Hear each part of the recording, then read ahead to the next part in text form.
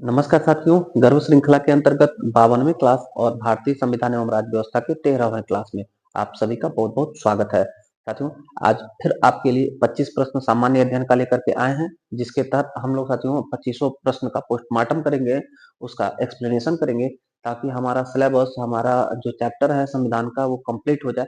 तो आइए जल्दी शुरू करते हैं। पहला प्रश्न आपके सामने है, सर्वोच्च न्यायालय का न्यायाधीश अपना पद त्याग सकता है पत्र लिखकर किसको? तो उत्तर हो जाएगा हमारा राष्ट्रपति को। हमारे देश का संवैधानिक प्रमुख जो राष्ट्रपति होता है, उसी के द्वारा साथियों सुप्रीम कोर्ट में जस्टिस और हाई कोर्ट में जस्टिस की नियुक्ति की जाती है कोलोजियम की सिफारिश पर। और जब सुप्रीम कोर्ट के जज को, न्यायाधीश को और सीजीआई को अपना पद त्यागना होता है, स्वेच्छा से रिजाइन देना होता है, इस्तीफा देना होता है, पद त्याग देना होता है, तो राष्ट्रपति को वो अपना पद त्याग देता है, अपना इस्तीफा राष्ट्रपति को देता है और राष्ट्रपति के द्वारा ही शपथ दिलाया जाता है। और अगर पूछा जाए राष्ट्रपति को शपथ कौन दिलाता है, तो सुप्रीम कोर्ट का सीजीआई जो होता है वो राष्ट्रपति को शपथ दिलाता है और राष्ट्रपति इसे शपथ दिलाता है। दूसरा प्रश्न देखिएगा, उच्चतम न्यायालय के न्यायाधीश किस प्रकार हटाए जा सकते हैं?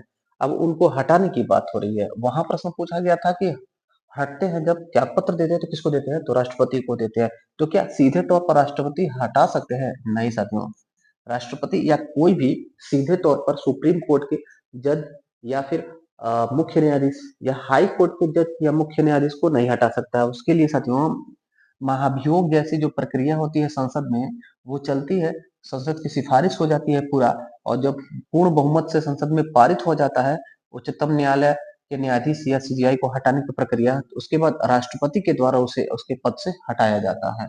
यानी संसद में महाभियोग जैसी प्रक्रिया पूरा करने के बाद राष्ट्रपति के द्वारा सुप्रीम कोर्ट के न्यायाधीशों को उनके पद से हटाया जाता है। अगला प्रश्न देखिएगा, दरवाजा बंद कर बेटा। सर्वोच्च न्यायालय में सेवानिवृत्ति आयु है, यानी कि सुप्रीम कोर्ट में जो जज होते हैं उनकी रिटायरमेंट की आयु कितनी होती है? तो 65 वर्ष होती है, याद रखेंगे। सुप्रीम कोर्ट के जजों की अधिकतम आयु, सेवानिवृत्ति की आयु, रिटायरमेंट की आयु 65 वर्ष होती है। अगला प्रश्न देखिएगा, भारतीय संविधान में तदर्थ न्यायाधीशों की नियुक्ति का प्रावधान है, कहां पर है? तो उत्तर हो जाएगा सुप्रीम कोर्ट में। अनुच्छेद 127 में लिखा गया है सुप्रीम कोर्ट में तदर्थ न्यायाधीशों की नियुक्ति। अगला प्रश्न, उच्चतम न्यायालय में संविधान के निर्वाचन से संबंधित मामलों की सुनवाई करने के लिए न्यायाधीशों की संख्या कम से कम कितनी होनी चाहिए? उत्तर होगा 5। डी हमारा उत्तर है साथियों। देखिएगा, ये क्या है, प्रश्न क्या पूछा गया, समझिएगा बात को। अगर मान लीजिए आपको या हमें सुप्रीम कोर्ट या हाई कोर्ट में कोई मामला अगर दाखिल करना है, वाद दाखिल करना है, तो हम साथियों क्यों जा सकते हैं, क्यों जाते हैं? तो दो कारण से, या तो हमारा व्यक्तिगत मामला रहेगा या फिर हमारे देश से जुड़ा मामला रहेगा, देश हित का, समाज हित का, या संविधान से संबंधित मामला रहेगा। इन्हीं दो मामलों में हाई कोर्ट या सुप्रीम कोर्ट में याचिका दाखिल किया जाता है। जब साथियों अगर किसी व्यक्ति का व्यक्तिगत मामला रहेगा, तो उसमें न्यूनतम एक जज और अधिकतम 3 जज की पीठ जो होती है वो सुनवाई करती है। सुने होंगे आप, सिंगल बेंच, डबल बेंच और ट्रिपल बेंच। हाई कोर्ट के सिंगल बेंच से हार गए तो डबल में अपील करते हैं, डबल से हार गए तो ट्रिपल में करते हैं, हाई कोर्ट से हारने के बाद सुप्रीम कोर्ट में सिंगल में अपील करते हैं, फिर सुप्रीम कोर्ट के बाद सुप्रीम कोर्ट सिंगल से हारने के बाद सुप्रीम कोर्ट डबल में, और अंत में होता है सुप्रीम कोर्ट का ट्रिपल बेंच। यानी किसी भी व्यक्ति का व्यक्तिगत मामला हो तो अधिकतम वो सुप्रीम कोर्ट के थर्ड बेंच तक जा सकता है। उसके बाद सीधे हमारे देश के राष्ट्रपति ही उसको रिलैक्सेशन दे सकते हैं। लेकिन अगर हमने, आपने या किसी संगठन ने देश हित से जुड़ा मामला को लेकर के सुप्रीम कोर्ट या हाई कोर्ट गए हैं, या साथियों या फिर संविधान से संबंधित किसी मामले को लेकर के सुप्रीम कोर्ट गए हैं, तो उसमें न्यूनतम जजों की संख्या जो सुनवाई करेगी वो कम से कम 5 होगी। यानी कि 5 से कम जज उस जो मामला रहेगा उसमें सुनवाई नहीं करेंगे। अधिकतम 5 से 7, 9, 11, 13 कितने भी हो सकते हैं, लेकिन मिनिमम 5 रहेंगे। जैसे आपने देखा साथियों कि बाबरी मस्जिद और राम जन्मभूमि मामला था, उसमें भी 5 सुप्रीम कोर्ट के जज थे। ट्रिपल तलाक मामले में भी 5 जज थे, और गोलकनाथ केस में 11 जज थे जो संविधान के मौलिक अधिकार में संशोधन से संबंधित था। और सबसे बड़ा केस केशवानंद भारती केस में साथियों 13 जजों की पीठ सुनवाई करती है। तो व्यक्तिगत मामला में अधिकतम 3 और संवैधानिक मामलों में न्यूनतम 5 और अधिकतम चाहे जितने भी लग जाए, सुप्रीम कोर्ट में यह वाद होता है। अगला देखिएगा, छठा प्रश्न है, केंद्र और राज्य सरकारों के बीच होने वाले विवादों का निर्णय करने की भारत के उच्चतम न्यायालय की शक्ति किसके अंतर्गत आती है? याद रखें, अगर केंद्र और राज्य सरकार के मध्य गतिरोध हो रहा है, विवाद हो रहा है, तो उसका निपटारा सुप्रीम कोर्ट में ही होता है। वो मामला होता है साथियों मूल अधिकारिता का। तो हमारा उत्तर तो हो जाएगा सी। देखिएगा एक्सप्लेनेशन इसका, मूल अधिकारिता का जो शक्ति होता है सुप्रीम कोर्ट, उसके तहत सुप्रीम कोर्ट संविधान में राष्ट्रपति से संबंधित वाद, राष्ट्रपति के निर्वाचन, राष्ट्रपति की नियुक्ति, राष्ट्रपति के पद से संबंधित कोई भी वाद होता है तो उसका निपटारा सुप्रीम कोर्ट मूल अधिकारिता क्षेत्र के अंतर्गत करता है। और केंद्र और राज्य सरकारों के मध्य में अगर विवाद हो, गतिरोध हो, तो उसका भी समाधान सुप्रीम कोर्ट करता है अपने मूल अधिकारिता के अंतर्गत। इसके अलावा साथियों रीट अधिकारिता सुप्रीम कोर्ट का होता है। इसमें जो अनुच्छेद अनुच्छेद 32 के तहत 5 प्रकार के रीट जारी होते हैं, उससे संबंधित मामलों को इसमें देखता है। अपीली अधिकारिता होता है जब निचली अदालत या हाई कोर्ट से, निचली अदालत या हाई कोर्ट से व्यक्ति हार जाता है, तब वह सुप्रीम कोर्ट में अपीली अधिकारिता के अंतर्गत सुप्रीम कोर्ट के पास याचिका दाखिल करता है। परामर्शी अधिकारिता साथियों, यह अनुच्छेद 143 में लिखा गया है। राष्ट्रपति राष्ट्रपति सुप्रीम कोर्ट से परामर्श कर सकता है, तो यह सुप्रीम कोर्ट का परामर्शी अधिकारिता के अंतर्गत आता है, अनुच्छेद 143। यहाँ हम प्रश्नों को देख रहे हैं साथियों, सुप्रीम कोर्ट से प्रश्न आया है, तो हम थोड़ा सा सुप्रीम कोर्ट के बारे में चर्चा करेंगे।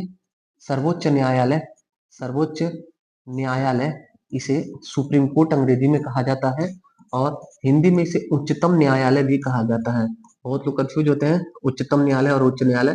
तो उच्च न्यायालय जो राज्यों का होता है, और उच्चतम न्यायालय हमारे देश का है, इसे ही सर्वोच्च न्यायालय कहते हैं, अंग्रेजी में इसे सुप्रीम कोर्ट कहते हैं। इसका गठन हुआ था संविधान के अंतर्गत 28 जनवरी 1950 ईस्वी को। इसके प्रथम मुख्य न्यायाधीश थे एच जे कानिया, हीरालाल जीराभाई कानिया, और वर्तमान में हमारे देश के जो सीजेआई हैं वो सूर्यकांत शर्मा जी हैं। सुप्रीम कोर्ट जब गठन हुआ था इस डेट को, तो उस समय 8 जज थे। वर्तमान में जजों की संख्या 33 प्लस 1 यानी कि 34 टोटल हो गई है। सुप्रीम कोर्ट का अनुच्छेद है साथियों, अनुच्छेद 124 से शुरुआत होता है, तो आप सभी को देखिएगा जितना भी महत्वपूर्ण है। अनुच्छेद 124 में लिखा गया है सुप्रीम कोर्ट का गठन गठन या स्थापना, अनुच्छेद 124 में लिखा गया है। अनुच्छेद 125 में लिखा गया सुप्रीम कोर्ट के जजों का वेतन और भत्ता। अनुच्छेद 126 में लिखा गया साथियों, अनुच्छेद 126 में लिखा गया है कार्यकारी कार्यकारी कार्यकारी मुख्य न्यायाधीश, यानी कार्यकारी जो चीफ जस्टिस होंगे उनके बारे में।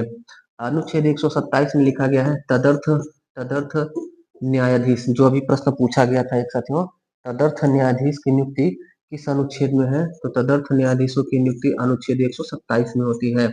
और अनुच्छेद 128 में क्या है? तो सेवानिवृत्त जो रिटायर जज है उनके बारे में प्रावधान, उनकी भी नियुक्ति, उनका भी समायोजन हो सकता है, ये बात अनुच्छेद 128 में लिखा गया है। अनुच्छेद 129 में लिखा गया है सुप्रीम कोर्ट का अपना अभिलेख न्यायालय। सुप्रीम कोर्ट का अभिलेख न्यायालय किस अनुच्छेद में लिखा गया है? सुप्रीम कोर्ट का एक रिकॉर्ड न्यायालय इस अनुच्छेद में लिखा गया है, 129 में लिखा गया है। याद रखिएगा, 124 सुप्रीम कोर्ट का गठन स्थापना, 125 वेतन, 126 में कार्यकारी मुख्य न्यायाधीश, 127 में तदर्थ न्यायाधीश, 128 में सेवानिवृत्त न्यायाधीश, 129 में सुप्रीम कोर्ट का अभिलेखीय न्यायालय। अगला प्रश्न है, निम्नलिखित में से किस वाद में उच्चतम न्यायालय ने संविधान के मूल ढांचे के सिद्धांत को प्रतिपादित किया था? उत्तर हो जाएगा केशवानंद भारती केस। हमारे भारत के इतिहास का आज तक का सबसे बड़ा केस, जिसमें टोटल 13 जजों ने मिल करके सुनवाई किया था साथियों। इसमें 7-6 से डिसीजन आया था कि संसद संविधान के किसी भी उपबंध में संशोधन कर सकती है, चाहे मौलिक अधिकार भी क्यों ना हो, बस मूल ढांचे को क्षतिग्रस्त किए बिना संसद किसी भी उपबंध में संशोधन कर सकती है, संविधान के मूल ढांचे का ख्याल रखते हुए उसको नष्ट नहीं करना है। और कुछ बातों को सुप्रीम कोर्ट ने कहा कि यही मूल ढांचा है, और बाकी मूल ढांचा क्या होता है ये आपको आगे भविष्य में हम बताते रहेंगे जब जब मुकदमा दाखिल होगा। उन्होंने बताया कि जो प्रस्तावना में जो मूल बातें कही गई हैं, और जो राष्ट्रपति के संबंध में निर्वाचन की प्रक्रिया, राष्ट्रपति के अधिकार है, निर्वाचन संबंधी जो उपबंध है, यही सब मूल ढांचे में आते हैं साथियों। बाकी यहाँ पर कुछ केस लिखा गया है, कुछ केस और हम आपको लिख करके बताते हैं। ये सुप्रीम कोर्ट के वाद है साथियों, फेमस वाद है, इनको आप जरूर याद रखिएगा। गोलकनाथ केस ये 1967 ईस्वी में 1967 ईस्वी में दाखिल हुआ था। इसमें कहा गया था कि संसद संसद मूल अधिकारों में संशोधन नहीं कर सकती है। संसद मूल अधिकारों में संशोधन नहीं कर सकती है। निगेटिव केस किसे कहा जाता है? गोलकनाथ केस को कहा जाता है। फिर ए.के. गोपालन केस क्या था? ए.के. गोपालन केस ये था साथियों, इसमें कहा गया था कि अनुच्छेद 21 जो होता है, जीवन जीने का अधिकार या व्यक्तिगत स्वतंत्रता का अधिकार, इसको छीना जा सकता है। इसको छीना जा सकता है, ये बात कहा गया था कि अनुच्छेद 21 को प्राण एवं दैहिक स्वतंत्रता के अधिकार को संसद के द्वारा कानून बना करके छीना जा सकता है। फिर इसी में साथियों ए.के. गोपालन केस में, ए.के. गोपालन जो केस था, इसमें एक संशोधन होता है। मेनका गांधी केस दाखिल होता है।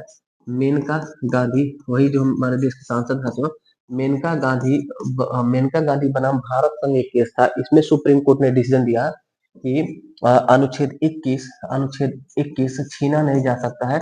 व्यक्तिगत स्वतंत्रता का मामला है, इसको नहीं छीना जा सकता है। तो यानी ए.के. गोपालन जो केस था, ए.के. गोपालन केस, इस केस के सुनवाई के बाद समाप्त हो जाता है। मेनका गांधी बाद अनुच्छेद 21 को बरकरार रखता है, छीना नहीं जा सकता। इस ए.के. गोपालन केस को पलट के डिसीजन आता है। मेनका गांधी केस ये था साथियों। इसके अलावा इंदिरा साहनी केस एक था। इंदिरा गांधी नहीं है ये मेनका गांधी है, ये इंदिरा साहनी केस है। इंदिरा साहनी केस, इंदिरा साहनी केस में कहा गया था साथियों कि रिजर्वेशन जो है वो 50% से अधिक नहीं होगा। 50% से अधिक आरक्षण नहीं होगा। और इसके अलावा इसमें कहा गया जो ओबीसी है, अन्य पिछड़ा वर्ग है, अन्य पिछड़ा वर्ग के लोगों का जो आरक्षण है वो बरकरार रहेगा, तब तक बरकरार रहेगा जब तक ओबीसी मुख्य धारा में न आ जाए। जब तक समाज के मुख्य धारा में नहीं आएंगे तब तक आरक्षण रहेगा, भविष्य में समाप्त हो जाएगा जब मुख्य धारा में ये आ जाएंगे। ठीक, इतना केस था साथियों, इसको आप जरूर याद रखिएगा। आगे बढ़ते हैं, अगला प्रश्न। भारत की सुधारात्मक याचिका उच्चतम न्यायालय में निम्न अनुच्छेद के अंतर्गत दाखिल की जा सकती है। उत्तर हो जाएगा अनुच्छेद 42। अनुच्छेद 42 के अंतर्गत अभी हाल फिलहाल में हमने देखा कि कई कैदियों को सुप्रीम कोर्ट ने अनुच्छेद 142 के तहत छोड़ा। तो क्या मामला था? ये है सुधारात्मक याचिका। अगर कोई कैदी है, वो बहुत समय से जेल में कैद है और उसके ऊपर देखा जा रहा है कि उसमें परिवर्तन आ रहा है, उसमें रिफॉर्म आ रहा है, उससे उम्मीद है कि समाज में अच्छा नागरिक बने वो, तो सुप्रीम कोर्ट अनुच्छेद 142 के तहत उसे सुधारात्मक याचिका के तहत उसे मुक्त कर सकता है। अगला देखिएगा, संविधान की व्याख्या करने का अंतिम अधिकार किसे है? उत्तर क्या होगा? हमारे संविधान का जो बॉडीगार्ड है, हमारे संविधान का अंगरक्षक है, हमारे संविधान का जो अभिभावक है, सर्वोच्च न्यायालय, यही समय समय पर संविधान की हमारी व्याख्या करता है कि अनुच्छेद 19 को में क्या कहा गया है। अगर अनुच्छेद 19 को वाक्य एवं अभिव्यक्ति की स्वतंत्रता है तो उसमें कैसे सूचना का अधिकार शामिल हो जाता है, कैसे मीडिया की स्वतंत्रता शामिल हो जाती है, कैसे हमारे बोलने की स्वतंत्रता शामिल होती है। सुप्रीम कोर्ट समय समय पर हमारे संविधान की व्याख्या करता है। इसी के पास अंतिम अधिकार है और किसी के पास नहीं है साथियों। अगला प्रश्न देखिएगा, उच्चतम न्यायालय से कानूनी मामलों पर किसको परामर्श लेने का अधिकार है? अभी हमने किया अनुच्छेद 142, अनुच्छेद 143 के अंतर्गत, अनुच्छेद 143 के अंतर्गत राष्ट्रपति सुप्रीम कोर्ट से परामर्श कर सकता है, अनुच्छेद 143 के अंतर्गत। अगला देखिएगा, 11वां प्रश्न पूछा गया है, भारत के सर्वोच्च न्यायालय का अधिकार क्षेत्र किसके द्वारा बढ़ाया जा सकता है? सुप्रीम कोर्ट का अधिकार क्षेत्र हो, चाहे हाई कोर्ट का अधिकार क्षेत्र हो, चाहे किसी राज्य की सीमा में परिवर्तन हो, किसी राज्य का नाम में परिवर्तन हो, देश से संबंधित, राज्य से संबंधित कोई भी ग्रोथ होता है साथियों, बढ़ोतरी होता है, तो आप उसको समझे रहिएगा कि संसद के द्वारा, जो हमारे देश की सर्वोच्च संस्थान है पार्लियामेंट, उसके द्वारा कानून बना करके इन सभी चीजों की वृद्धि की जाती है। तो हमारे इस प्रश्न का उत्तर हो जाएगा सी। आगे भी आप जितने भी वृद्धि वाले क्वेश्चन होंगे आप यहीं पर चले आइएगा। सर्वोच्च न्यायालय का अधिकार क्षेत्र है, सर्वोच्च न्यायालय का अधिकार क्षेत्र जो भी वर्तमान में उसमें वृद्धि करने का, या फिर हम कहें कि जो सुप्रीम कोर्ट में जजों की संख्या 8 थी, बढ़ते बढ़ते आज 34 हो गई है, वो किसके द्वारा की गई है? तो संसद द्वारा विधि बना करके, कानून बना करके। अगला प्रश्न देखिएगा, भारतीय संविधान के किस अनुच्छेद के तहत सर्वोच्च न्यायालय भारतीय नागरिकों के मौलिक अधिकारों की सुरक्षा करता है? अनुच्छेद 32 के तहत। अनुच्छेद 32 के तहत सुप्रीम कोर्ट, और अनुच्छेद 226 के तहत, अनुच्छेद 226 के तहत हाई कोर्ट मौलिक अधिकारों का सुरक्षा करता है, मूल अधिकारों का प्रवर्तन कराता है। इसमें क्या लिखा गया है? अनुच्छेद 32 में लिखा गया है संवैधानिक उपचारों का अधिकार। इसके तहत 5 प्रकार के रिट जारी करके सुप्रीम कोर्ट 5 प्रकार के रीट जारी करके सुप्रीम कोर्ट भारतीय नागरिकों के मौलिक अधिकारों की सुरक्षा करता है। 5 रीट कौन सा होता है, याद रखिएगा। पहला हो गया परमादेश, परमादेश, फिर उत्प्रेषण, उत्प्रेषण, अधिकार परीक्षा, अधिकार परीक्षा, अधिकार परीक्षा, और साथियों बंदी प्रत्यक्षीकरण, बंदी प्रत्यक्षीकरण, बंदी प्रत्यक्षीकरण और प्रतिषेध।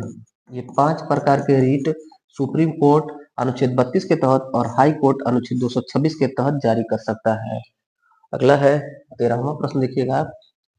सर्वोच्च न्यायालय में न्यायाधीश नियुक्त होने के लिए व्यक्ति को कम से कम कितने वर्ष उच्च न्यायालय का एडवोकेट होना चाहिए? बड़ा शानदार क्वेश्चन साथियों, महत्वपूर्ण प्रश्न। कोई भी व्यक्ति अगर सुप्रीम कोर्ट में सर्वोच्च न्यायालय में जज बनना चाहता है तो उसको हाई कोर्ट में 10 वर्ष का, हाई कोर्ट में 10 वर्ष का एडवोकेट का एक्सपीरियंस होना चाहिए, अनुभव होना चाहिए। तो बस एडवोकेट से थोड़े हो जाएगा, कुछ और भी क्राइटेरिया है, देखिएगा। हमारे भारतीय संविधान के अनुच्छेद, हमारे भारतीय संविधान के अनुच्छेद 124 में सुप्रीम कोर्ट के बारे में स्थापना और गठन है। उसी 124 के क्लॉज 3 में लिखा गया है, क्लॉज 3 में योग्यता लिखी गई है कि सुप्रीम कोर्ट के जो जज हैं वो कैसे नियुक्त होंगे। तो पहली चीज की नियुक्ति राष्ट्रपति के द्वारा की जाएगी, राष्ट्रपति नियुक्ति करेंगे। लेकिन किसको करेंगे राष्ट्रपति सुप्रीम कोर्ट में जज की नियुक्ति? जो व्यक्ति जो विधि पारंगत होगा, विधि पारंगत होगा राष्ट्रपति की दृष्टि में, और राष्ट्रपति स्वयं से नहीं करेंगे, राष्ट्रपति कोलोजियम समूह की सिफारिश से, कोलोजियम, कोलोजियम एक समूह होता है सुप्रीम कोर्ट में जज और रिटायर्ड जज का, यही कोलोजियम की सिफारिश पर जो विधि पारंगत व्यक्ति होगा उसी का लिस्ट ये कोलोजियम राष्ट्रपति को भेजेगा। राष्ट्रपति उस पर अपनी सहमति, अपना मुहर देंगे कि हाँ हमने इनको नियुक्त किया, अपॉइंट किया। तो नियुक्ति तो राष्ट्रपति के द्वारा होती है, किसको चुनना है यह चुन करके कोलोजियम राष्ट्रपति के पास भेजती है। कौन होते हैं वो? तो जो विधि पारंगत हो या फिर हाई कोर्ट में 5 वर्ष, हाई कोर्ट में 5 वर्ष जज के रूप में कार्य किए हो, या हाई कोर्ट में 10 वर्ष वकील के रूप में, एडवोकेट के रूप में कार्य किए हों, तो ऐसे व्यक्ति को कोलोजियम सुप्रीम कोर्ट में जज चुन सकता है और राष्ट्रपति उसको अपॉइंट कर सकते हैं आर्टिकल 124 क्लॉज 3 के अंतर्गत। अगला प्रश्न देखिएगा। निम्नलिखित में से कौन से मामले उच्च न्यायालय और उच्चतम न्यायालय की अधिकारिता में आते हैं? दोनों में आते हैं, तो उत्तर हो जाएगा मौलिक अधिकारों का प्रवर्तन। अभी हमने किया था अनुच्छेद अनुच्छेद 32 के तहत सुप्रीम कोर्ट और अनुच्छेद 226 के तहत हाई कोर्ट को मौलिक अधिकारों के प्रवर्तन का राइट है, अधिकार है। अगर हम बात करें केंद्र एवं राज्यों के बीच विवाद, तो ये सुप्रीम कोर्ट इसका निपटारा करता है और ये मूल अधिकारिता क्षेत्र में आता है सुप्रीम कोर्ट के। राज्यों के परस्पर विवाद को भी सुप्रीम कोर्ट सुलझाता है। संविधान के उल्लंघन के से संरक्षण, ये भी साथियों सुप्रीम कोर्ट के अंतर्गत आता मामला है। यहाँ एक बात और महत्वपूर्ण याद रखना आपको कि मूल अधिकारों के हनन के मामले में संवैधानिक उपचारों का अधिकार अनुच्छेद 32 के तहत सुप्रीम कोर्ट में चलता है और सिर्फ मूल अधिकारों के हनन के मामले में सुप्रीम कोर्ट में अनुच्छेद 32 में सुनवाई होती है। लेकिन अगर हाई कोर्ट को देखें तो हाई कोर्ट में जो अनुच्छेद 226 प्राप्त है वो मूल अधिकारों के साथ साथ प्राकृतिक अधिकार नेचुरल राइट जो होता है, या फिर विधिक अधिकार कानूनी अधिकार होता है। जैसे अनुच्छेद 300 क में लिखा गया है, अनुच्छेद 300 क में लिखा गया संपत्ति का अधिकार विधिक अधिकार है। तो विधिक अधिकार, कानूनी अधिकार, प्राकृतिक अधिकार या मूल अधिकार, किसी भी प्रकार का अधिकारों का अगर हनन हो रहा है तो अनुच्छेद 226 के तहत हाई कोर्ट में आप जा सकते हैं। लेकिन अनुच्छेद 32 के तहत सुप्रीम कोर्ट में सिर्फ और सिर्फ मूल अधिकारों के मामले में जाया जा सकता है। यही एक जगह है जहां पूछा जाता है कि सुप्रीम कोर्ट और हाई कोर्ट दोनों में से हाई कोर्ट का दायरा किस एक जगह पर बढ़ा हमको दिखता है, ज्यादा दिखता है, तो वो यही जगह है। हाई कोर्ट किसी मामले में कर सकता है सुनवाई और सुप्रीम कोर्ट खाली एक मामले में मूल अधिकारों के प्रवर्तन के मामले में कर सकता है। अब आपके मन में एक प्रश्न उठ सकता है, ऐसा कैसे हो सकता है? संविधान में सुप्रीम कोर्ट बड़ा है तो उसका क्षेत्र बड़ा होना चाहिए, हाई कोर्ट थोड़ा सा उससे नीचे है तो उसका कैसे ज्यादा क्षेत्र हो जाएगा? तो इसके पीछे वजह है साथियों, सुप्रीम कोर्ट जो है वो हर मामलों की सुनवाई के लिए नहीं है। अगर कुछ ऐसे मामले हैं जो विधिक है, कानूनी है या फिर नेचुरल राइट्स है, तो अपने राज्य की किसी भी हाई कोर्ट में आप उसका पिटीशन दाखिल करके उसकी सुनवाई करा सकते हैं। सुप्रीम कोर्ट सिर्फ और सिर्फ महत्वपूर्ण चीजों के लिए बना हुआ है और ये अपीली अधिकार होता है सुप्रीम कोर्ट। अगर निचली अदालत में और हाई कोर्ट में आपको रिलैक्सेशन नहीं मिलता है तो आप अपील करिए सुप्रीम कोर्ट में, लेकिन इन सभी मामलों में सुप्रीम कोर्ट नहीं जाया जा सकता है अनुच्छेद 32 के तहत। सिर्फ मौलिक अधिकारों के मामले में जाया जा सकता है अनुच्छेद 32 के तहत। अगला प्रश्न देखिएगा, देश के किसी भी न्यायालय में चल रहे वाद को अन्यत्र भेजने का अधिकार किसके पास है? तो सर्वोच्च न्यायालय के पास है। निचली अदालत से अपने पास बुला लेगा या फिर हाई कोर्ट से अपने पास बुला लेगा सुप्रीम कोर्ट, सर्वोच्च न्यायालय। अगला प्रश्न देखिएगा, जनहित याचिका की शुरुआत किसके द्वारा की गई?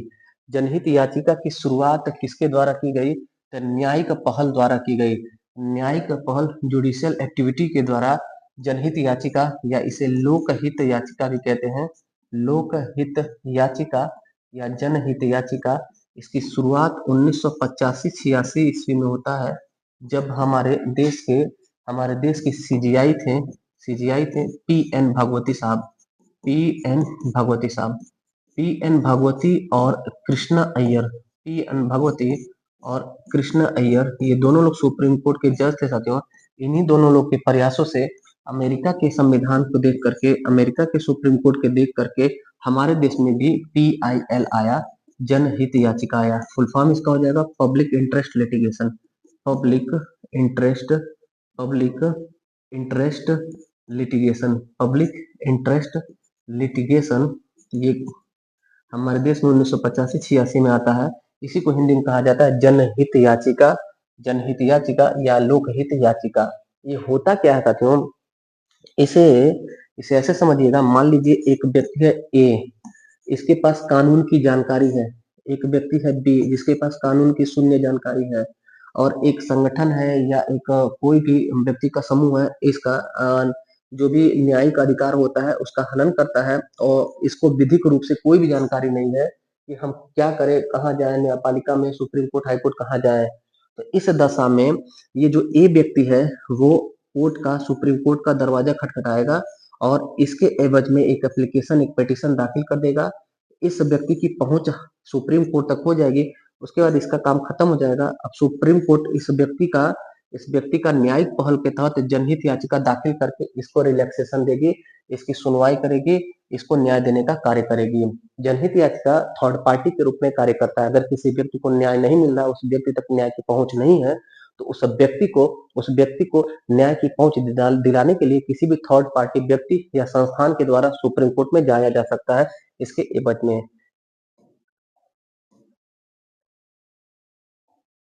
दो नाम यहाँ से याद रखिएगा साथियों, हुसनारा केस, हुसनारा वाद, और एक पुष्पा कापिला, पुष्पा कापिला, पुष्पा कापिला। ये साथियों, इनको PIL की जननी भारत में कहा जाता है। हमारे देश में PIL की जननी किसको कहा जाता है? पुष्पा कापिला को कहा जाता है, याद रखेंगे। हालांकि सुप्रीम कोर्ट के जज PN भगवती और कृष्णा अय्यर ने शुरू किया था, लेकिन इस महिला को PIL की जननी कहते हैं, पुष्पा कापिला। दूसरा नाम लिखे हम, हुसनारावाद। साथियों, एक सुप्रीम कोर्ट में केस चला था, ये इसी PIL से संबंधित आज तक का सबसे बड़ा केस है, परीक्षाओं में रहता है, हुसनारा बनाम बिहार राज्य केस। इसमें क्या हुआ था कि जेलों में बहुत सारे कैदी थे, जेल में कैदी थे, इनके इनके इनके बहुत सारे अधिकारों का हनन हो रहा था और इनको नहीं पता था। इनको जबरन जो है कई मामलों में 2-2 बार, 3-3 बार सजा दे करके कैद करके रखा गया था। इनके कई अधिकारों का, प्राकृतिक अधिकारों और विधिक अधिकारों का हनन हो रहा था। तब जाके होशनारा नाम से एक महिला ने वाद दाखिल किया, होशनारा बनाम बिहार राज्य केस। उस केस की सुनवाई किया सुप्रीम कोर्ट ने, और जितने भी कैदी थे जिनके मानवीय अधिकारों, प्राकृतिक अधिकारों का हनन हुआ, उन सभी को रिहा कर दिया गया। ये बहुत बड़ा केस था होशनारा वाद। ये इसका भी संबंध जनहित याचिका से था, याद रखिएगा। बाकी 5-6 केस हमने पिछले क्वेश्चन में किया था, तो सुप्रीम कोर्ट के सारे केस हमने कर लिया। अगला देखिएगा, 17वां प्रश्न है, जनहित याचिका कहाँ प्रस्तुत की जा सकती है? जनहित याचिका साथियों सिर्फ सुप्रीम कोर्ट में प्रस्तुत किया जाता है, केवल भारत के सर्वोच्च न्यायालय में प्रस्तुत किया जा सकता है, हाई कोर्ट में यह प्रस्तुत नहीं किया जा सकता है जनहित याचिका। अगला प्रश्न देखिएगा, लोकहितवाद की संकल्पना का उद्गम देश है? लोकहितवाद या जनहितवाद या जनहित याचिका, लोकहित याचिका या पब्लिक इंटरेस्ट लिटिगेशन, ये सब एक ही बात है। इसको हमने कहा कि संयुक्त राज्य अमेरिका अमेरिका के कानून, अमेरिका के संविधान से देख करके हमारे देश में इसको लिया गया है, लोकहितवाद को, PIL को। अगला प्रश्न है, भारतीय संविधान के निम्न अनुच्छेदों में से किस एक के अधीन राज्यपाल राष्ट्रपति के विचार के लिए किसी भी विधेयक को आरक्षित रख सकता है? साथियों, राज्य के अंतर्गत अगर कानून बनाने का अधिकार किसके पास है पूछा जाए तो आप उत्तर करेंगे विधानमंडल। विधानमंडल का अंग होता है विधान परिषद, विधानसभा और राज्यपाल। ये तीनों से, और बहुत सारे राज्यों में एक ही विधानसभा है, तो साथियों ये विधानमंडल जो होता है वो कानून बनाने का कार्य करता है और अंतिम में राज्यपाल उस पर अपनी सहमति देते हैं, तब कानून पूरा बनता है राज्य के द्वारा। लेकिन अनुच्छेद 200 में लिखा गया है कि अगर राज्यपाल चाह रहे हैं कि हम अपनी सहमति न दें, राष्ट्रपति के पास किसी भी विधेयक को भेजे, तो वो भेज सकते हैं राष्ट्रपति के विचार के लिए। अनुच्छेद 200, अनुच्छेद 200 में क्या लिखा गया है, भारतीय संविधान के निम्न अनुच्छेदों में से किस एक के अधीन राज्यपाल राष्ट्रपति के विचार के लिए किसी विधेयक को रिजर्व रख सकते हैं, आरक्षित रख सकते हैं, तो अनुच्छेद 200 में।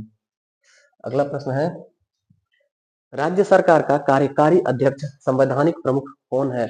उत्तर क्या करेंगे, राज्यपाल। केंद्र सरकार का कौन है, तो राष्ट्रपति। किस अनुच्छेद में लिखा गया है, तो अनुच्छेद 52 में लिखा गया है कि भारत का एक राष्ट्रपति होगा, और अनुच्छेद 53 में लिखा गया है कि राष्ट्रपति केंद्र के कार्यपालिका का प्रधान होगा।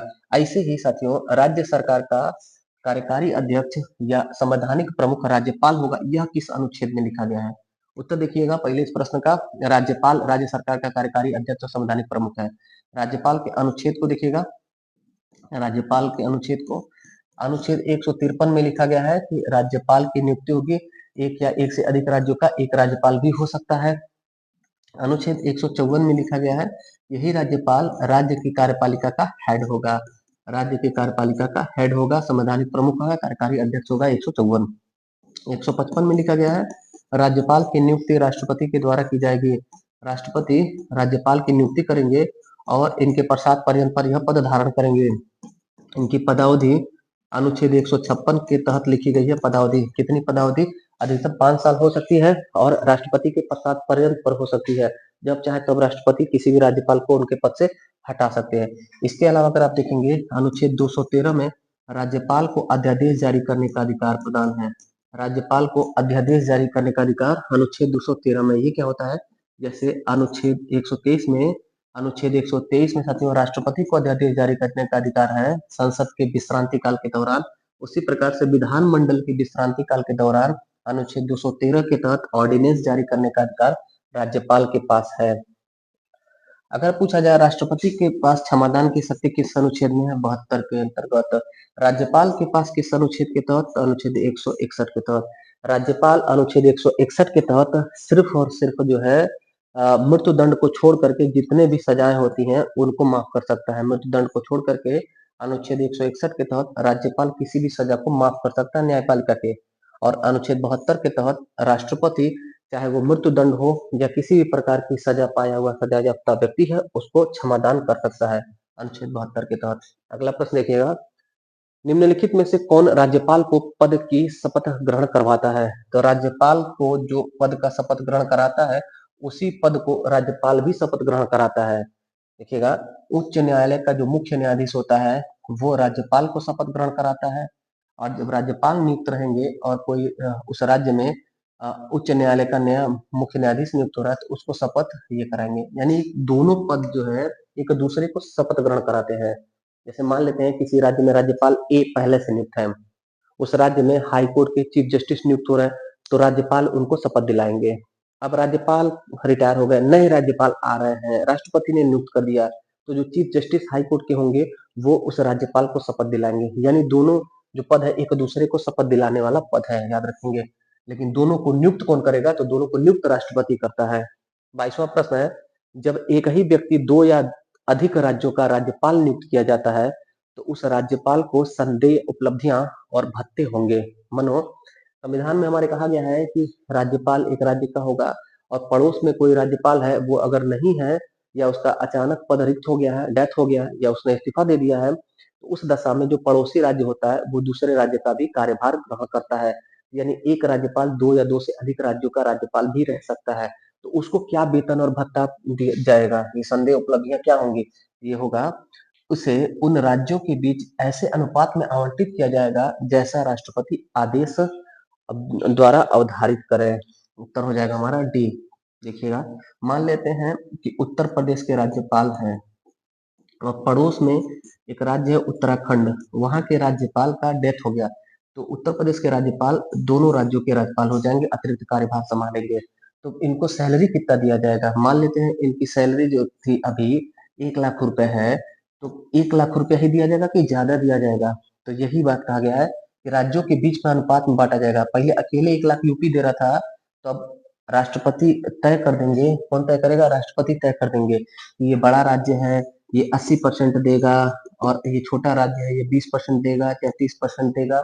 यानी कि जितना भी तय करेगा राष्ट्रपति, वही दोनों राज्यों के बराबर अनुपात में ये दिया जाएगा। बराबर नहीं, जैसे राज्य की जो जनसंख्या जीडीपी है उसी के आधार पर तय होता है साथियों। ये नहीं कि बराबर बराबर 50-50% वो देंगे।